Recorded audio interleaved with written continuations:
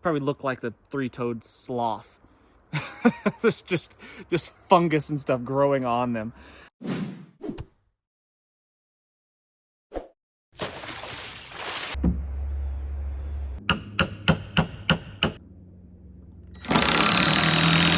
Hey friends, welcome back. I am Jason. If you were set off into the wilderness by yourself and needed to start a life, you needed to start fresh, you were a frontiersman, you were a pilgrim, you were a homesteader, one of the originals, how long do you think you'd make it? That's my question for you today. It's how long do you think you'd make it? You set out with the tools that you thought you needed on your back, a little bit of supplies, a little bit of food. You had you and perhaps your family, maybe a few of your trusted compatriots to set out there ahead of the pack, to blaze the trail, to start the community, to build the community before the families came out. Do you think you'd make it? Do you think you'd be one of the few that survived? That's my question for you. So before we go on any further, I'd like for you to leave in the comments section if you think you'd be one of them that could make it. How long do you think you'd last before you needed some resupply? Yeah, I know it depends on a lot of things. It depends on the weather. It depends on the time of year. It depends on the location. I get that. But all things considered, ideal situation perhaps, would you make it?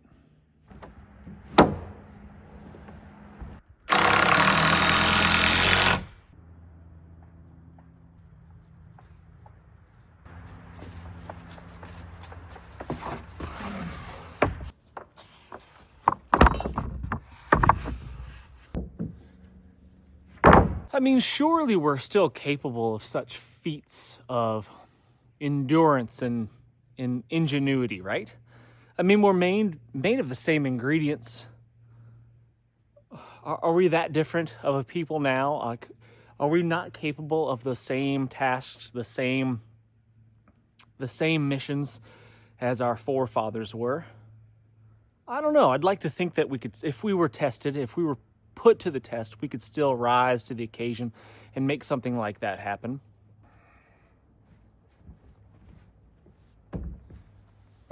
So could we do it, or would it take generations for humans for us to get back to what we once were as a people? I don't know. Could we do it within one generation? Could we get that ruggedness, that toughness back within one generation?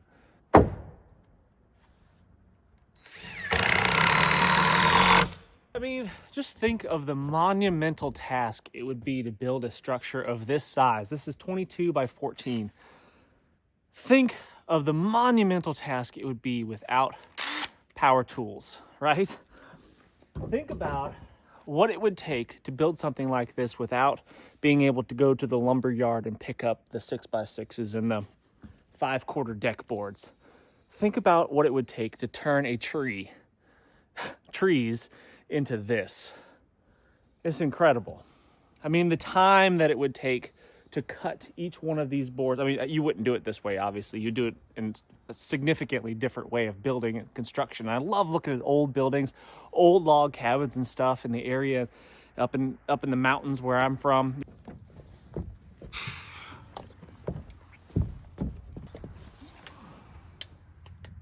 We didn't have the screws and the fancy nail guns that we've got these days. How did they do it? And how did they save on labor?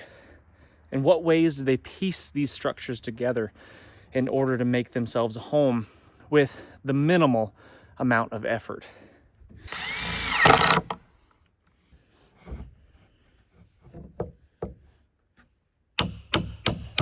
I mean, think about it. There's a reason why old cabins had dirt floors. They weren't going to take the time to cut all that lumber down to something flat, to just to walk on. There's no way. What a monumental task that would have been just to make a floor for something like this. A 14 by 22 structure would have been a big cabin if you were doing it all by hand.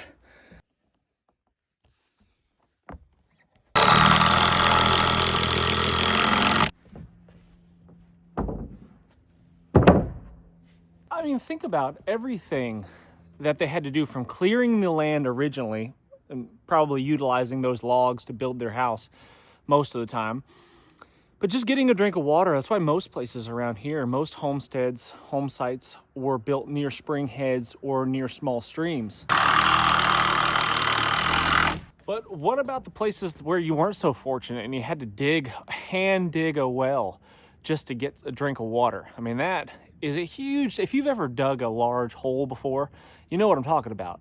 And depending on the soil conditions and roots and rocks and stuff like that, man, that can be a monumental task just in and of itself. And then lining them with the rocks and stones and all the things that they had to do, just crazy. Some of the old chimneys and stuff around here that are still standing, built out of just the local stones that were around, river rocks and whatnot.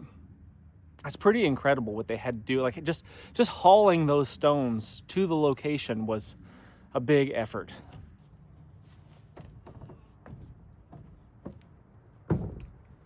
And oftentimes what settlers did, pioneers did, frontiersmen did when they were building their home, they had to build some sort of temporary structure to house them and possibly their families in the meantime. And basically they were camping while building their home.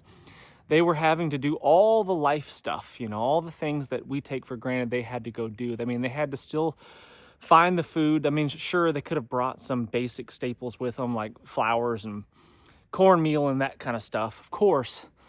And they had some supplies, but they were still probably having to hunt and gather meat and wild edibles at the same time. And so think about how tired you are after a long camping trip. That was their life. That wasn't a trip. That wasn't a camping trip. That was their life. And it just, I am inspired by our ancestors. I'm motivated. I'm encouraged by our ancestors because they were made of steel. Just tough men and women that came before us, that got us to where we are right now, to have this easy life that we have. No matter how hard you're working, you know, yeah, I come out here and I work all day and I feel like, oh yeah, I really got after it today. I worked hard. Did I? Did I really? I don't know. I like to think that if I was one of the first settlers of this nation, perhaps, you know, came across the ocean on the Nina, the Pinta, and the Santa Maria, I feel like I probably would have been on the Santa Maria. That would have been my boat.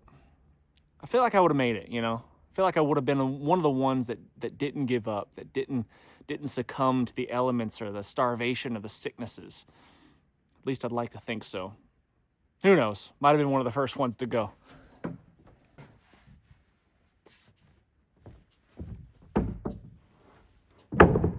Would you have been even willing to accept such a monumental challenge? I think as a single man, I for sure would have jumped at the challenge. If I was in Europe somewhere and crowded and cramped and smelly, no opportunities, I think I would have jumped at the chance to get out of there and head to a new world. But having a family, would I have done it with a family, small children perhaps? I don't know. I don't know if I would have been brave enough to take on that challenge with the family.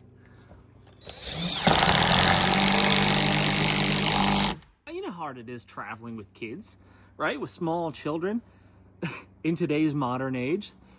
You could jump on an airplane and be on the other side of the planet in, I don't know, however long it takes, 12 hours, 14 hours, something like that. Literally the other side of the earth. Climate controlled, food served to you. As miserable as it is, good grief. A trip like that would have been impossible a few hundred years ago. You know, virtually impossible.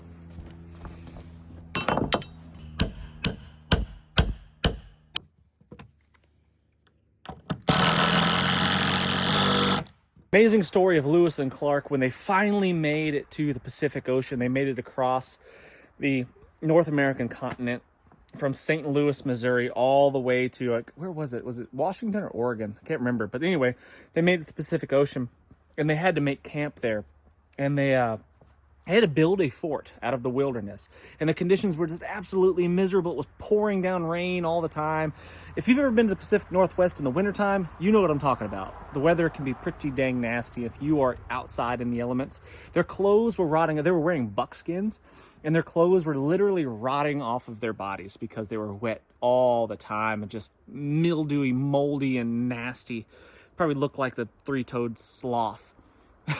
There's just fungus and stuff growing on them. So bad. Pretty incredible story. What was that movie? Man, I recently saw one based on a true story. World War II, Germany, Austria, forget exactly where it was. They, two brothers basically helped save a whole bunch of Jews. They built a small village in the wilderness, basically. What an incredible story that was. What?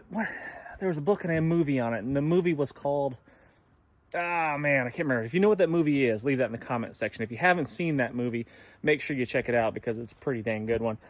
It's very inspirational, very encouraging because of what people are capable of doing when they pull together. They utilize their resources and their wits and just the courageous, amazing things that people are capable of accomplishing is pretty cool. And anyway, I'd love to hear what you guys think about this in the comments section. Let me know if you think you'd be one of the ones that would make it. Let me know if you think you'd be even brave enough to attempt something like that. Love to hear about it in the comments section. Thumbs up, subscribe if you haven't done so already. And until next time, friends, what's the worst that could happen? Let's just go on 3.